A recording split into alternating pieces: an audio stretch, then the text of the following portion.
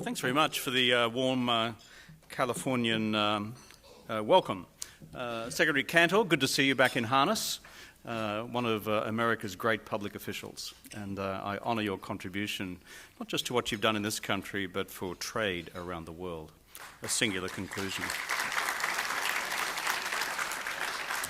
Also, Tom McLean, who's just kindly, if inaccurately, introduced me. He said I was smart. I'm not. But he's chair of our Asia Society here in Southern California. Deb Barton from the Pacific Council and others from the board of the Pacific Council, thank you for co-convening this event for us. I see also here Chelsea Martin, the Australian Consul General. Other members of the Consular Corps, just stick your hands up, and thank you for being here. Dawn Nakagawa, good to see you here, Dawn, a good friend from the Berggruen Institute. And I've got to know Nick over so many years now and doing good works on behalf of this country, the globe and the planet. Friends one and all, well, I spent this morning in the last day or so in Northern California. I didn't realise it takes you about 7 or 8 hours to get by plane from up there to down here. But I'm sure you heard all of the LAX stories and jokes that you want to. But having been in Northern California yesterday, Southern California today, I then fly out to what some in America see as Western California, that's Australia, and heading there this evening for a week or so back home. In fact, many Australians see the United States as basically LA, San Francisco, San Diego and the Rockies, and that's it. And then more recently we've discovered there's a bunch of stuff happening the other side as well. I now live in New York, where I'm pleased to be president of the Asia Policy Institute, part of the Asia Society family of 11 or so centres around Asia and around the world. Let me spend the 10 or 15 minutes I've been allocated in formal remarks simply going to what I see to be the great challenges of 2017, the great uncertainties of 2017 and the great risks. And then I'm sure in conversation with Secretary Kantor we'll go to what can be done about some of those, and then I welcome a discussion with each and every one of you around the room, or those of you who feel inclined to put your hand up for a question. I was reflecting on this recently when I was giving a speech at the annual Foreign Policy Conference hosted by the Indian Foreign Ministry in Delhi. As I reflected on the very long flight from New York to Delhi on what the hell I might say, and I looked at the year ahead, I've christened in my own mind the year 2017 as the year of living dangerously. Because we seem to have this extraordinary confluence of risk, uncertainty and change at multiple levels occurring simultaneously, and therefore testing policymakers and political leaders in a manner which is beyond the normal, and therefore we have particular dangers we face therefore in the year ahead. So let me run through my top 10 and let's then have a wider conversation. The first on my top 10 in the list of uncertainties is the United States itself. This speaks for itself in terms of recent developments, but I'm here to report to you that there is no government I go to around the world today, in Europe or in Asia or elsewhere, that doesn't ask the question, what will this mean in policy?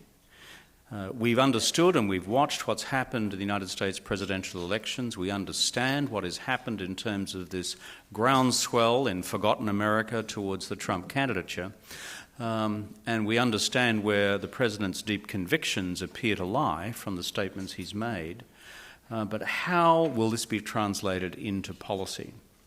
In a year when all the other factors at play in global politics and the global economy and in global challenges like climate change are so acute, the Global Uncertainty Index, which seeks to measure the level of uncertainty in the world today in all domains, was already, by year's end last year, at a record high this century. And that's before we've added the uncertainties arising from the Trump presidency. So number one that I pick up around the world is what will happen in concrete policy terms, as opposed to the words that have been said since the inauguration, the words that were said during the transition period. let alone the words that were said perhaps even more graphically during the campaign. Number two, and I say this as an Asianist, but someone who's spent a fair bit of the last 3 years getting to know Russia and having travelled there a lot, is what now happens with the process of US-Russia normalization, if that's what we can call it.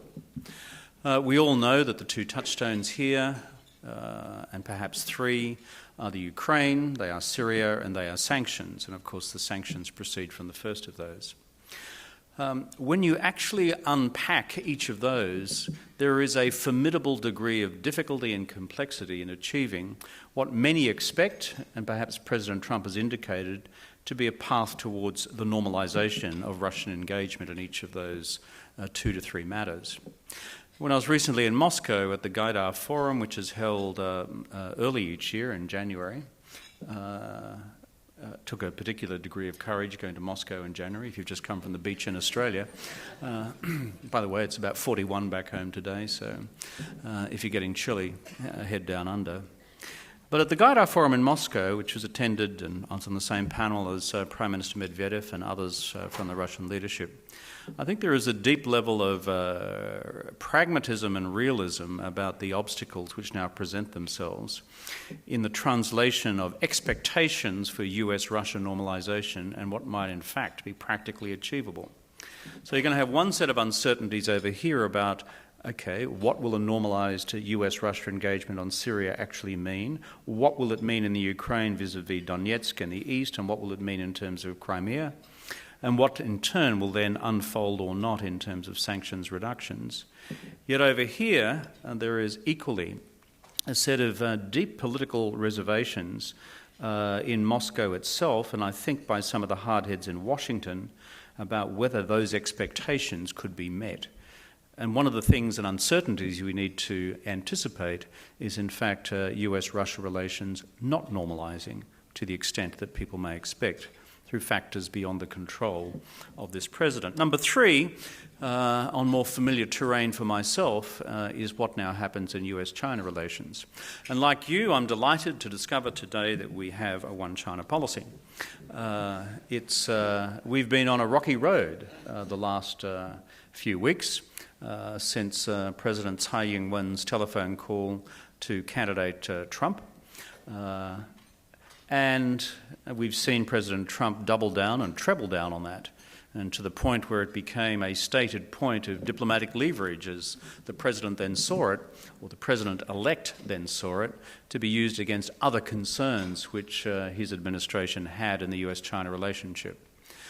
Many people who are experienced in the US-China relationship, publicly and privately, have been speaking with the US administration on this over the last several weeks.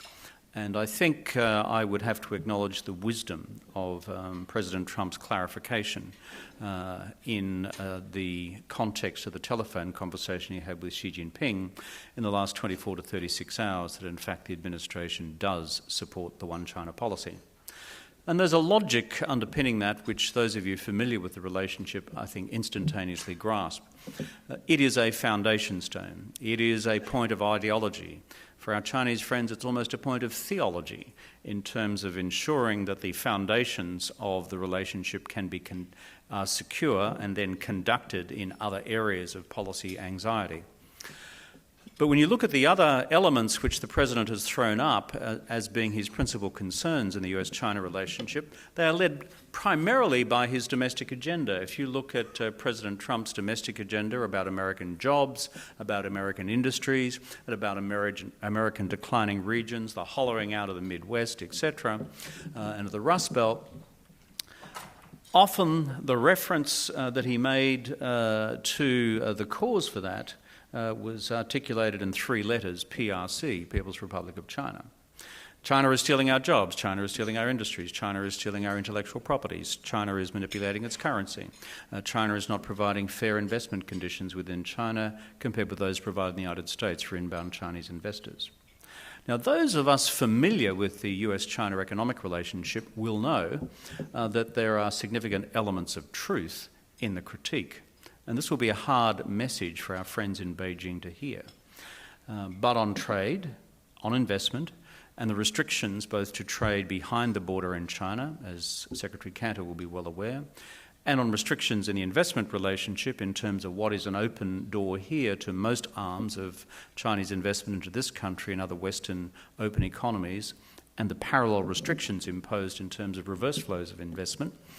There is a deep critique in this country, which I see as having built over the last several years and formed a critical mass, part of which is reflected in the Trump statement about America having been treated unfairly by China.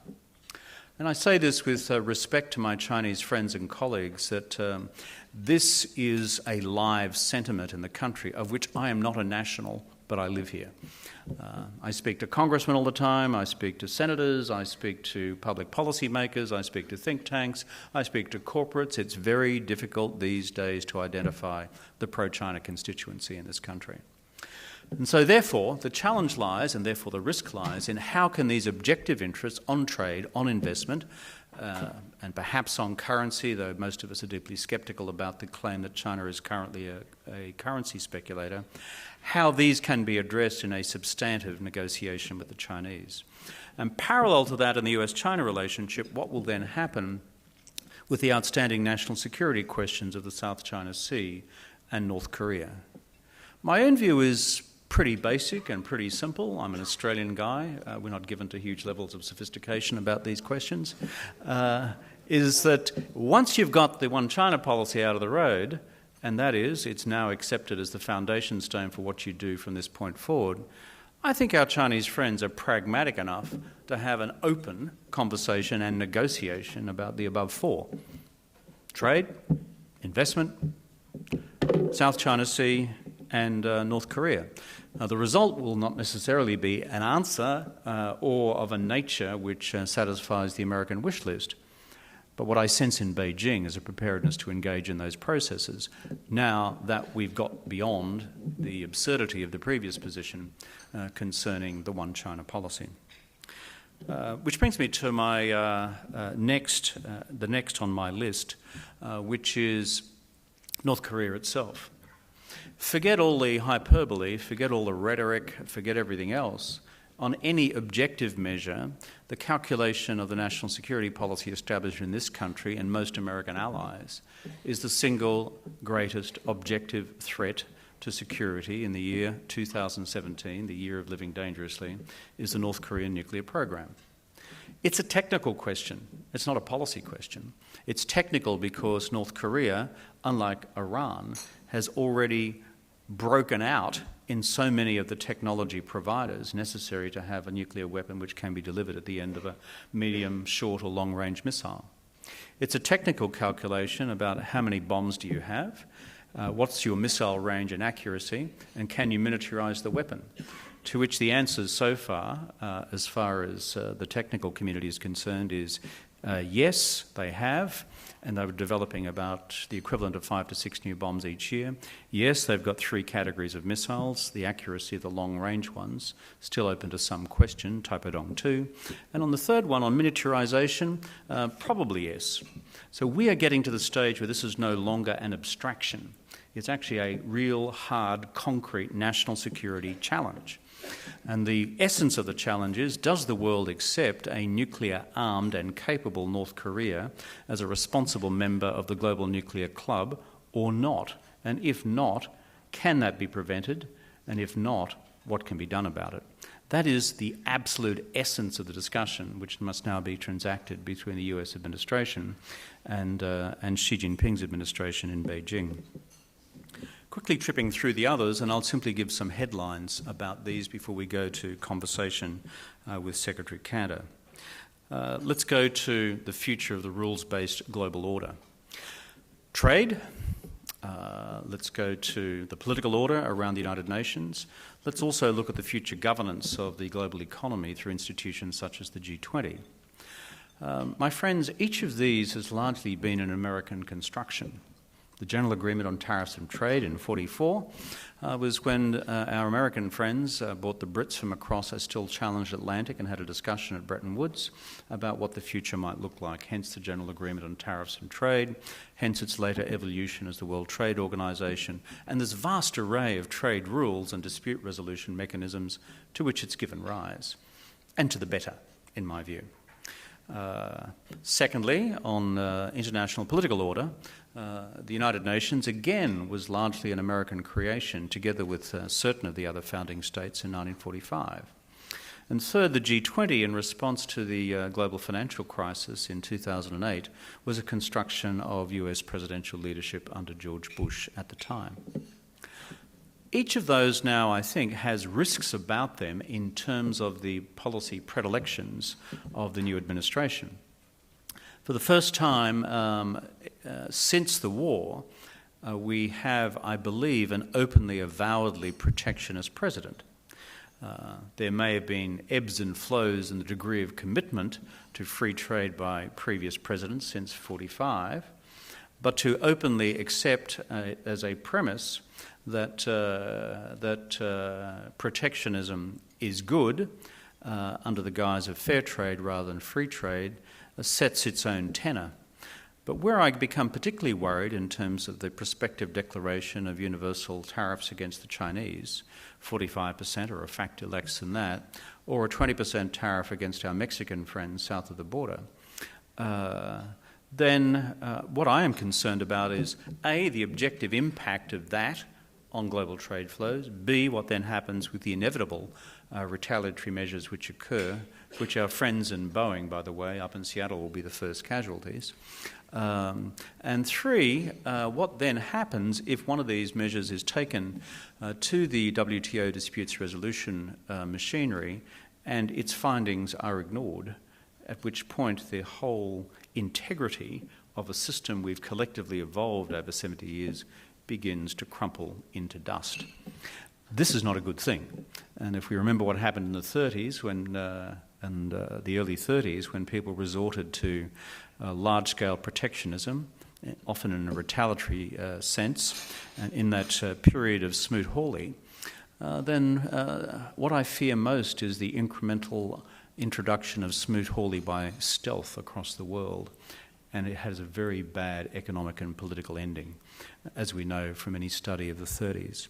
The UN, we still don't know. President Trump's early statements about his dealings with the UN have not been on the positive side.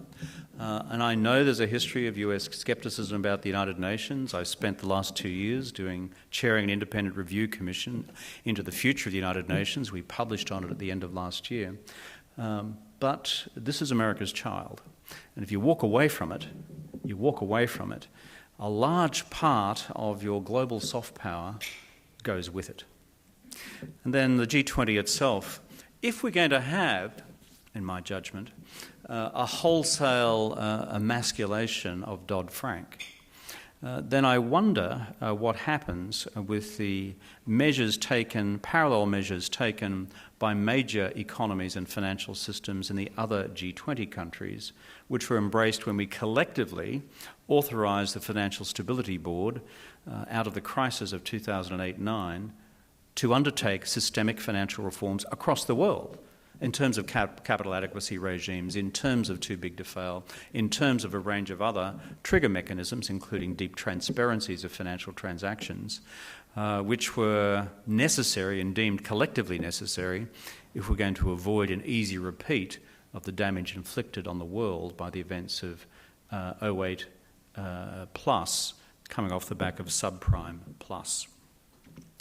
If, therefore, Dodd-Frank is to be turned on its head, then there are unintended consequences in terms of the reaction of the others, and in turn, the actual soft power reflected through the establishment of the G20, stated by President Obama at the Pittsburgh summit of 2009, because I was there, that it is the principal body of global economic governance, unquote, and if it goes, what then replaces it?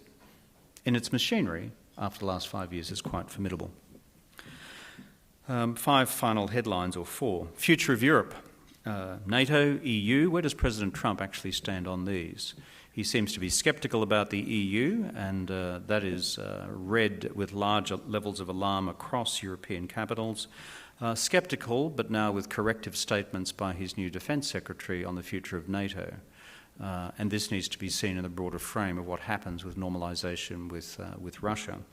And will Europe, if it feels that if it's alone, therefore seek to construct its own future, either by way of its own collective accommodation with the Russian Federation or in terms of its own indigenous defence arrangements? And if they become national defence arrangements, we remember what Europe was like in history prior to the concept of the European Union taking flesh. The rest of Asia, I would simply say this: if there are doubts in the mind of regional countries, not just allies but friends of the United States across Asia, about what will be the nature of long-term strategic engagement by the US in East Asia and the West Pacific, then similarly countries in East Asia and the West Pacific will begin to think themselves about what is their own national security policy future, including the possibility of their own nuclear weapons capabilities, and or finding their own new accommodations with China, by far the dominant economic power in the region today. A final point on a region I haven't touched on, but which falls within the remit of our work at the Asia Society, which is the Middle East. Our definition of Asia, the UN's definition, takes us all the way from Tokyo to Tel Aviv and all points in between. If the administration toys with the idea of moving the capital or the American embassy to Jerusalem from Tel Aviv, we need to be very wary of what happens with the possibility of a third intifada of a type we haven't seen in Israel for a long, long time, with unintended consequences in terms of the security of the people of Israel, quite apart from the Palestinians themselves. My final risk is sort of what I describe as mega, transcending the above. What's the future of the democratic project? And what's the future of other mega challenges such as climate change? On the democratic project, our collective democratic project across Western democracies and democracies in Asia is under deep challenge. Our Chinese friends, rightly I think, in the course of the conduct of the most recent US presidential election campaign and some of the facts and phenomenon that have been observed since, have run a rolling critique about what, if this is Western democracy, if this is the light on the hill, then you can keep it, thank you very much. And I say to our American friends, the way in which you conduct your democracy domestically has deep global resonance. People watch. When your founding fathers said that you're establishing a light on a hill, and when Roosevelt was proclaiming through the four freedoms, freedoms for all humankind, these things were taken seriously by the international community. If America engages in retreat and retrenchism on those questions, but in particular its own democracy becomes fouled through its own internal processes, through what happens with this acute adversarialism in the Congress, between Republicans and Democrats, between Republicans and Republicans, then before you add the other deep cancers within the system in terms of campaign finance and redistricting, these messages go beyond your borders.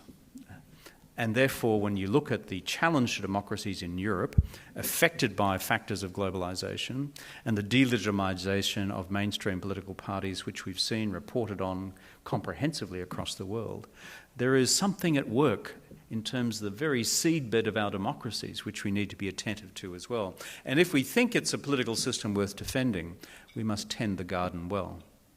And finally, on the challenge to the climate, I commend what the state of California is doing in terms of its own actions, both planned and existing, on climate change action.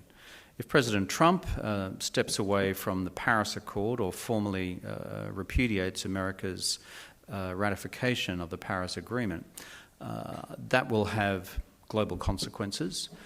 More materially, though, it'll be the actions taken domestically to actually mitigate greenhouse gases, which will be of real consequence. And that's where US corporations and that's where subnational governments and civil society have a major role to play. Because corporations are, at the end of the day, the emitters. And if civil society, through consumers and through shareholders, have a different view to simply letting the market rip and going to the lowest environmental common denominator possible, then of course America will become a problem rather than a solution to climate change in the future. So I think this one looms as a big mega challenge and mega risk for us all.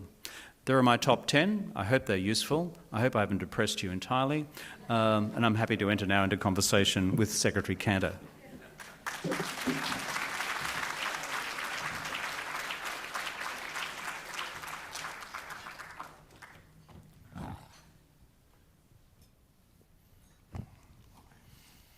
Given that brilliant review of what's going on in the world, I wanted you to keep talking.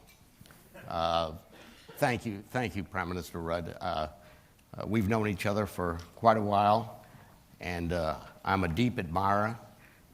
Your accomplishments are well known both domestically in Australia and, of course, in terms of you're concerned about Asia, US-China relations, and major issues around the world. So thank you for being here today. I appreciate it very much. Thank you, Tom McLean, wherever you're sitting. There you are, Tom. Appreciate it. Let's get started on a very simple issue. Very simple. In Europe, we see the rise of the right, Le Pen in France, the anti-Merkel forces in Germany, in the Netherlands, where all three will have elections this year, the less than stable gentleman in the Philippines. It's anti-globalization, it's protectionism, it's isolationism, it's nationalism. What's going on? Why is it happening? And you raise the issue, how in the world do we, those of us who want to promote democracy and promote rational decision-making, address issues of climate change and nuclear proliferation, how do we deal with this? I think Karl Marx got one thing right. He got a million things wrong, but I think he got one thing right, and that is the economy ultimately shapes our society and to a large extent our politics. And therefore, if the economy objectively, as well as subjectively, fails to or is seen to be not delivering to large swathes of our fellow citizens, then they will become angry. They'll become alienated first, then they'll become angry, and then they act. That's the history of humankind. So the question we face analytically is therefore with the phenomenon of neoliberal globalization, which has been rolling around with gathering momentum since the end of the Cold War. Is it delivering sufficiently for working people and what we would describe in this country as the suffering middle class, or is it not, and is this replicated globally? Against the measures, what we do see, of course, is per capita income in all these countries rising and rising and rising, but the ownership of wealth becoming narrower and narrower and narrower against the distribution curve. And so, at the end of the day, what people have said is enough is enough is enough. Therefore, the reaction that we see through the political processes in the West, at least through democratic processes, is to say, okay, centre-right parties, you told us that you'd give us growth for the aggregate economy and enough trickle-down for the rest of us, a la Reagan, a la Thatcher, to cause us slaving away as good working-class people and middle-class people to keep at it and trust you with this project. That didn't work. Okay, centre-left. You more or less accept the neoliberal economic model. You're no longer socialists, but you have a social democratic conditionality about it in terms of equality of opportunity in education and in health, and also in terms of the social safety net.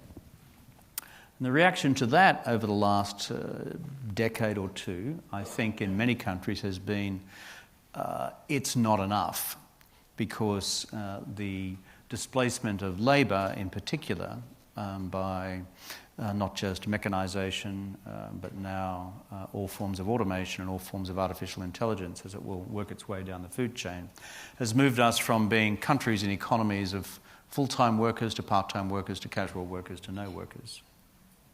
And people aren't dumb. People are just not dumb. You know, I grew up on a farm, a community of 162 people with one local primary school. That's where I went to school. But folks, whatever their education level, are not dumb. They can observe stuff happening.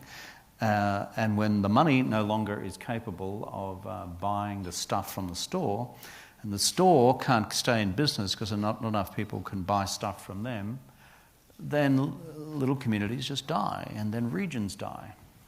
So what can be done about it? If the analysis that I've suggested holds true, and there will be some debate about the analysis as well.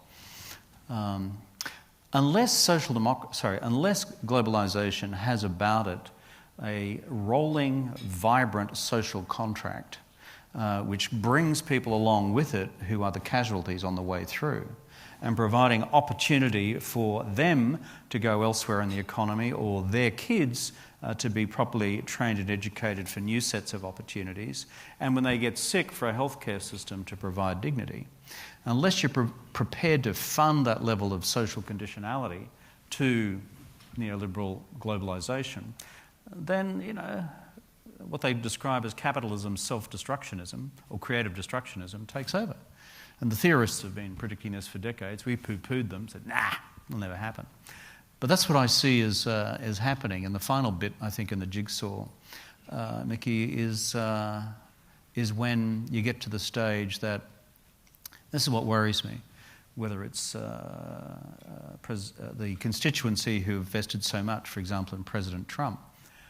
What happens to the democracy if and when that constituency conclude that President Trump has no solutions to the dislocations I've just described in the economy, in employment, because of the onward march of technology and capital? Do you then have such a deep and fundamental breach with the validity of the democratic project that you just look elsewhere as well?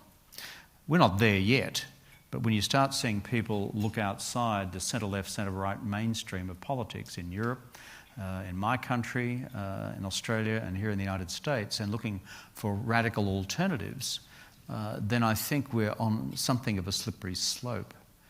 So I think the answer, in a 21st century of Voltaire's notion of a social contract, but on the back of a vibrant market economy, is our only hope for the future. Then, if people are on board, they're not going to start blaming foreigners and blaming immigrants and blaming refugees for every problem known to man. Thank you.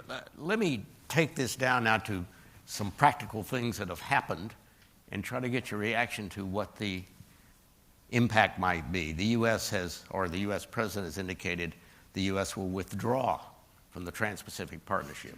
Not amend it, not ask for new meetings on it, but to withdraw from it. What does that mean in Asia? What does that mean in terms of our partners there that went through their own local politics and had to fight? I see the Australian Parliament just decided to walk away because there was no reason to join without the U.S. And how does that create a vacuum for China, and what does that mean? Well, the Trans-Pacific Partnership, I mean, in Australia's case, of the 11 signature countries, I think we're probably one of the least beneficiaries because we already had FTAs with most of these economies anyway, including the United States, including with China, including with Japan, so and a number of the others as well. But we actually believed, on both sides of the aisle in Australia, this was good for regional trade because it was a relatively high-quality agreement, rolling back layers of protectionism so that you could get higher levels of growth than would otherwise be the case. Certainly on the politics of it, one of the conversations I assume between Abe-san and President Trump this weekend may point to how difficult it was, in fact, for Shinzo Abe to obtain support for the TPP within the Japanese Diet, which, as you know, Mickey, from your own experience, has never been one of the leading cheer squads for global free trade over the decades. When I met them, I was 6'4" and blonde. That's right. So I've done the rounds of the diet myself. This is not what I describe as University of Chicago Central when it comes to free market economics, let alone free trade. So he's paid a political price domestically, but in his hierarchy of needs, he will want to have affirmed the US-Japan Security Treaty for the future. The economy and trade will come second. I think that the reaction in Beijing was one of relief that the TPP was dead, and there was a reason for that. It excluded China. Those of us who've been part of the TPP negotiations going back to the get-go when I was still in office insisted with our American friends that we always had a clause there that China would always be welcome to join. And what was interesting is, before the door was finally slammed shut the other day, was our friends in Beijing were beginning with a number of us to work out how that might occur. And I think that would have been great for China with a high-quality pan-regional free trade agreement with investment provisions as well, and great for the regional economy as well. So what will happen now? Will what is called RCEP, this is just an alphabet soup of trade language, which only diplomats and trade officials understand, but regional cooperation, economic, what's it mean again, Chelsea? Regional economic cooperation, partnership cooperation, something, RECP, RCEP. It's the hardest one to render. Oh, it's really... Anyway, in terms of its ambition on trade, it's less than TPP, and it is not an investment agreement. I think that's probably the fair and crude summary. But that is the name of the game in town. I think there was a possibility and a possible discussion of keeping TPP alive through the other signatory states and waiting for Uncle Sam to change its mind at some future point. But as you said, a number of governments have already decided to walk away from that possibility as well. My concern is simply if we start shutting the windows and closing the door on the assumptions about free trade, and we start tunneling our way back to the global economy of the early 30s, it doesn't turn out to be a good story. But once it starts, and once you have a trade war underway, and the minimum orthodoxy being protectionism, and the maximum orthodoxy being maximalist orthodoxy being retaliatory tariffs, then I think we're in all sorts of trouble. I think it may be time. Somebody can tell me what the watch is. Tom, how much? Yeah, let's go to questions because I think that they'll be more interesting than what I'm asking and probably more educational. Do we have microphones? Dawn Nakagawa, I'll let you go first. You'll hear my questions, but Yeah, wait for the microphone. I just had a question on, thanks. Everybody Thank you. knows Dawn Nakagawa, Hi, I hope. everybody. Thank you for sort of the rundown of the tipping points that we seem to be on in many different areas. It strikes me that we spent a lot of time talking about Trump and his effect on these different things, but it strikes me that there's something, at work here. There's a phenomenon that's driving all this, of which Trump is just sort of the tip of the spear, maybe an accident of history that he was here at this time to galvanize and harness the fear and angst that this population is feeling to rise to power. And we're watching those stories, I think, play out in other places. But it seems that that list you gave us is essentially the institutional infrastructure that has kept stability in place globally since arguably the aftermath of the Second World War is in trouble. Whether it be our democratic institutions or our institutions of global governance or our financial institutions, whatever it is. And it seems that it's the forces that are driving that go beyond the circumstances of any political administration that we're in now. So if you look at whether it's globalization, which is a big topic, obviously, or technology that's driving change that nobody's really in control of and that we're seeing the outcome of, or climate change, the institutions are under stress because they actually weren't built for this time. And so my sense is that with all this discussion of what we can do to sort of gird them up or fix them or so on, it seems to me that we need to transition. We're in a moment of massive historical change, and the crisis is sort of evolving, and what's going to happen is it is going to sort of fall apart, and we're going to have to come up with something new that's more equipped to deal with the challenges we're facing today. So I just wanted to get your reactions to that, your thoughts on it. Well, it's a profound question of political science and international political economy, really. And here now we're at UCLA. I suppose it's the right environment to trip into that discussion. And it's a hard question of political science concerning the validity of democratic systems of government to deal with global complexity today. I think, and current forms of international governance based on, let's call it the democracy of states, through the United Nations model, whereby through the sovereign equality, you've got 193 states equal to each other, party to global decision making. And that's effectively what we've been running with since 1945. Of course, other countries like China have evolved their own indigenous political systems and stand as in contrast to the first, that is domestic arrangements, while they've worked comfortably with the second, namely the global governance models that we've had so far. Look, let me just say one thing as a practitioner, someone who's been a Prime Minister and a Foreign Minister, and that was during the financial crisis. My university qualifications are in Chinese poetry. Okay.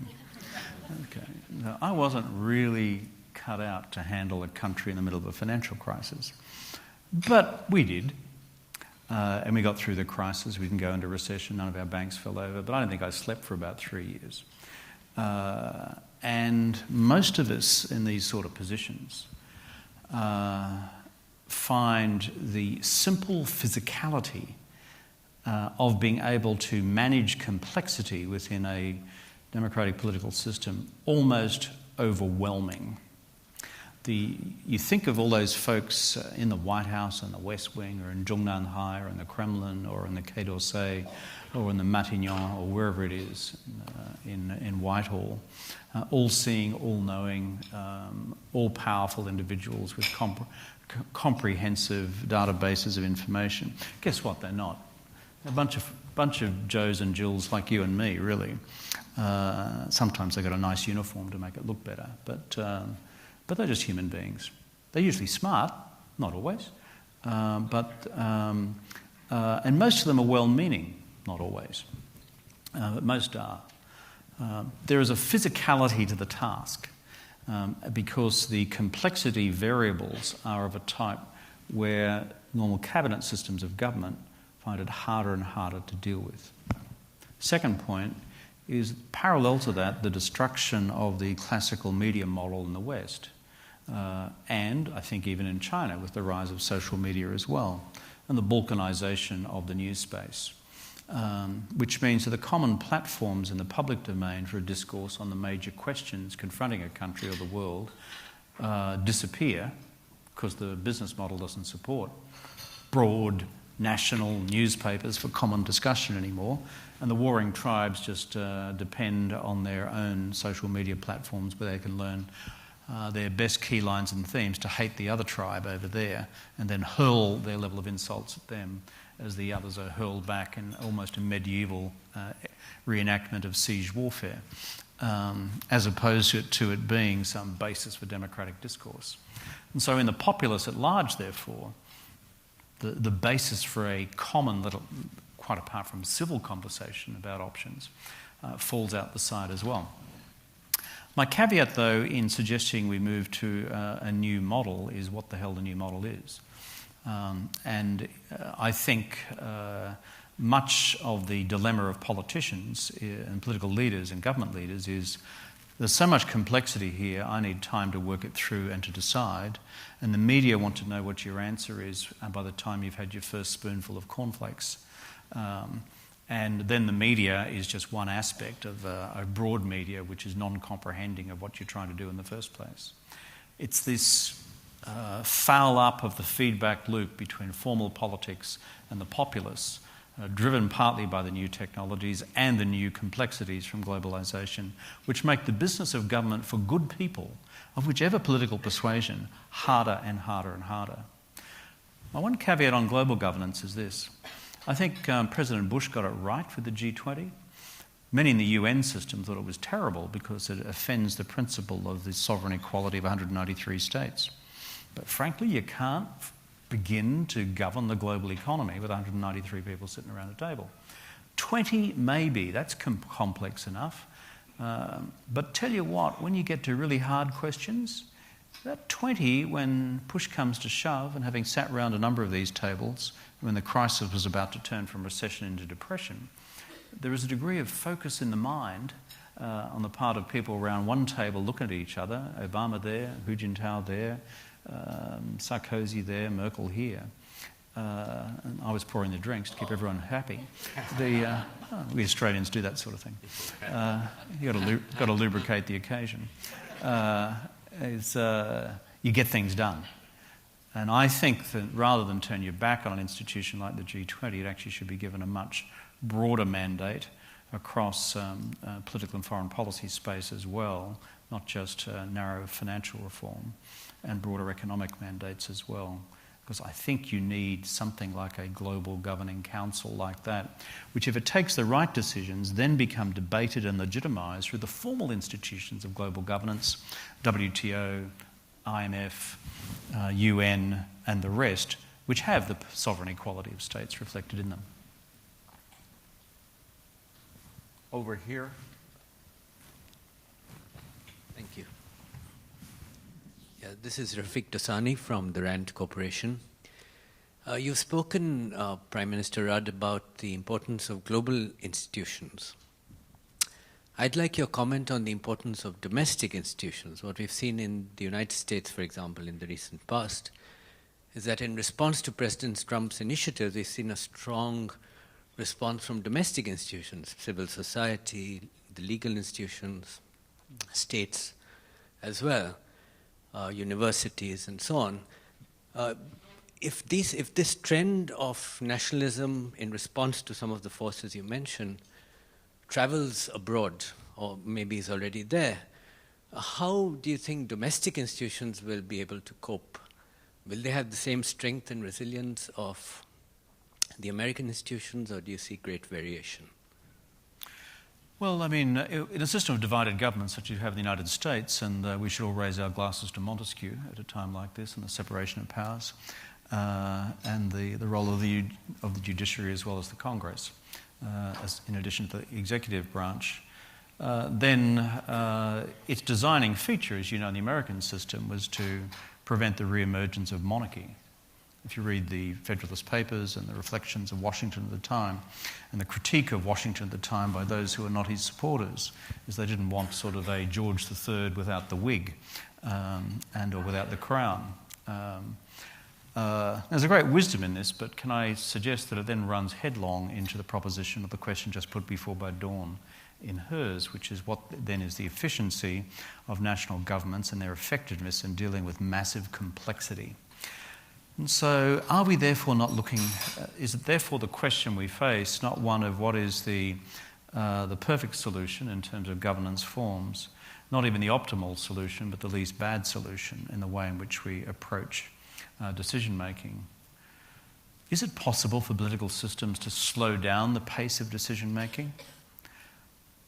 I sometimes hope so, because I think some of the artificial speed is introduced by the media cycle, both social and conventional. And I think, therefore, divided government with its checks and balances, dealing with a complex question, as you are in the United States, on future directions in immigration policy, takes time to work through, whereas the dynamic of our media is win, lose, success, fail, up, down, ahead in polls, behind in polls, story over, goodbye, let's move on to the next one. I think we got too much, which is a substantive challenge to our democratic systems at the moment, to trivialise it in that way. In other countries, of course, every system is different in terms of how they handle, shall I say, unitary pushes towards the extreme by one branch of government to the exclusion of others. It's within democratic structures. You still see, for example, in this, what's unfolded recently in Romania, examples of how checks and balances exist with other systems. Chinese Communist Party, a much maligned political system, but there's 87 million members of the Chinese Communist Party. Now, how many people live in California, Mickey? Okay, so there are more members of the Chinese Communist Party by a factor of 2 than there are citizens of the great state of California. Imagine trying to organise a branch meeting of that party. It'd be large. But in their own internal system, the Chinese have struggled with the same challenge, which is how do you internally within the party regularise and democratise the decision-making system internally so that the various tensions within their own society and political system can be better reflected. Now, we'll all have our own views, some critical, of the exclusion of those who are not part of the democratic project in China. That's the other, 1.2 or 3 billion people. But everyone is struggling with this tension between legitimacy on the one hand and checks and balances and producing effective responses which affect their communities in real ways. Thank you. I think we're just about out of time. I do want to ask you to give us 30 seconds on the phone call. Our president and your prime minister, Mr. Turnbull, had a phone call. Okay. And I'd like to know, 1, what you know about it, 2, give us the internals, but 3, what was the reaction in Australia? Well, it's an interesting question. I think it's no national secret here that I don't have the friendliest and cuddliest relationship with Prime Minister Turnbull. And I certainly have no relationship of any description with President Trump. I've never met him, I don't know him. I think the thing is this. So I'm in no position to say what actually transpired. I've heard 1,000 rumours, but I don't like just to share rumours. I think the thing is this. In mature democratic systems where friends and allies have disagreements on things large and small, we should have civilised means by which these are resolved, ideally privately. And think of my own period in office. I was elected in 2007 on a platform of consistent and continuing opposition to the Iraq war and a commitment to withdraw all Australian forces from the US-led coalition in Iraq. President Bush didn't really like me. Okay, I was giving his ally in Australia at that time, Prime Minister John Howard, a very hard time. In fact, President Bush came to Australia just 2 months before our election that year. It was to an APEC meeting, spent a lot of photo opportunity time with John Howard and refused to see me with the television camera at all, even though I was the leader of Her Majesty's Loyal Opposition. And under our conventions, visiting heads of government are supposed to see both the sitting Prime Minister as well as the leader of the opposition. So when I won, I don't think George was delighted. But what we're able to do, and I give him credit for this as well, is in a pretty civilised way, without any deep sort of damage to the bilateral relationship. In fact, there was none really. Work out a timetable for withdrawal of Australian forces which didn't leave American soldiers in the lurch in a particular battlefield environment, time to backfill by whomever, whichever unit of the US Armed Forces, and then to bring our folks home. So among allies and friends, and with any country, there's a way in which you can handle big disagreements, like that one on war and peace. I would hope that would be the model applied to the future of the US-China relationship under the Trump administration as well. Thank you so much. This was terrific. We really appreciate your being here.